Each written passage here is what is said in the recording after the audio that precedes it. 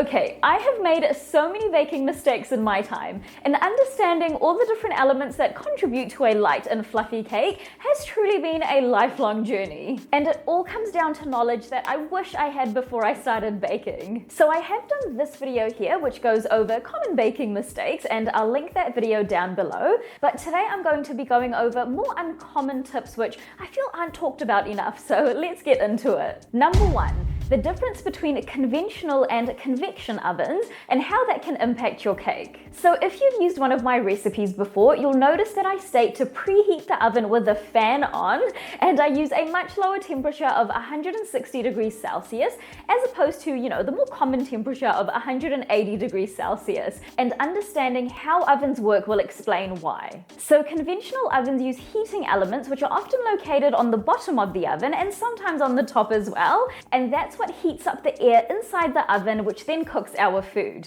Now, the only downside to using this method is it can cause hot spots in your oven, which can result in a bit of uneven baking. But as a home baker, it's not too much of a problem, and if you stick to baking your cakes in the middle of your oven on the middle rack, then you should be fine. Convection ovens, on the other hand, use a fan to help circulate the hot air and distribute it more evenly through the oven. And what this does is it allows for more even and consistent baking and lowers the risk of, kind of hot spots or uneven browning. But because convection ovens are fan assisted, they're going to bake your cakes a lot faster than a conventional oven. And baking a cake too quickly has its own risks, which we won't go over in this video.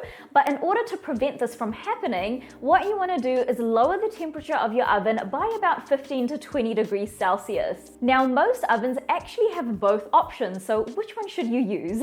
Now, personally, based on my own experience, I prefer to use the fan assisted mode because I find that my cakes just bake a little bit more evenly that way. I hope this also helps explain why some of you are noticing that your cakes are taking a little bit longer to bake than mine, and it could just be because you're using a conventional oven which doesn't have, a fan assisted mode. So if that is the case, then just remember to bump up your temperature. Number 2, the effects that a fridge has on an exposed cake that is not covered in frosting, and how this can significantly reduce the quality of your cake if it's not properly stored. So long story short, fridges can dry out cakes. And this is because fridges are designed to remove moisture from the air in order to keep food fresh. Now, because of this, when cakes are stored in the fridge, the cool, dry air can cause the moisture in the cake to evaporate more quickly, which leads to a dry, stale texture, which is, you don't want that in a cake. In addition to this, fridges can also cause your cake layers to absorb, kind of funky flavors from other foods that you've got in your fridge, which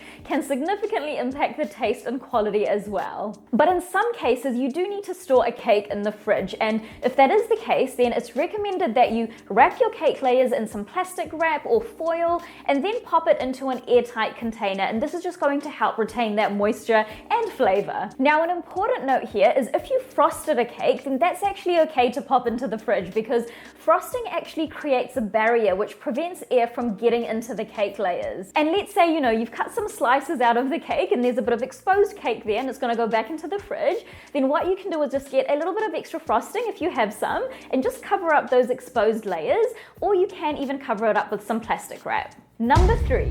The difference between brown sugar and white sugar and how that can affect your baking. So when I was younger, we really had white sugar in our house, so I used to literally use brown sugar in everything that I baked, but this can actually have unintentional consequences on your baking. So firstly, let's talk about texture.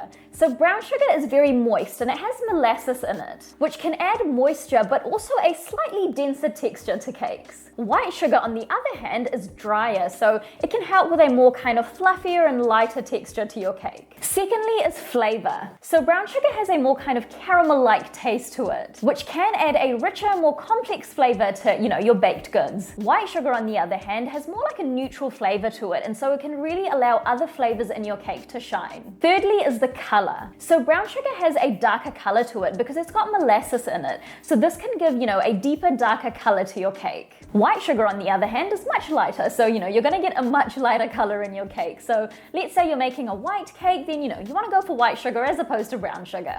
Lastly, and this actually applies to both sugars, is that sugar is considered a wet ingredient when it comes to baking. And when I look back on it now, I'm like, this is such a basic piece of information that, maybe I should have known, but it's not something that I did know. It would have saved me so many cake fails. So the reason why sugar is considered a wet ingredient is because it attracts and retains moisture. And when it's mixed with, other ingredients in your batter, like water, milk, or eggs, it dissolves and creates more like a syrup-like consistency, which, adds a lot of moistness and can also help bind all the ingredients together. And like I said earlier, this is really important to know when it comes to kind of tweaking or even developing your own recipes, because creating a beautifully moist cake is a really delicate balance between your wet and your dry ingredients. So it's really important to know, what is actually considered a wet ingredient. So that is it, guys. I hope these little bits of information really help you guys alongside your baking journey, and let me know if you guys want more videos like this. I'll see you in the next video.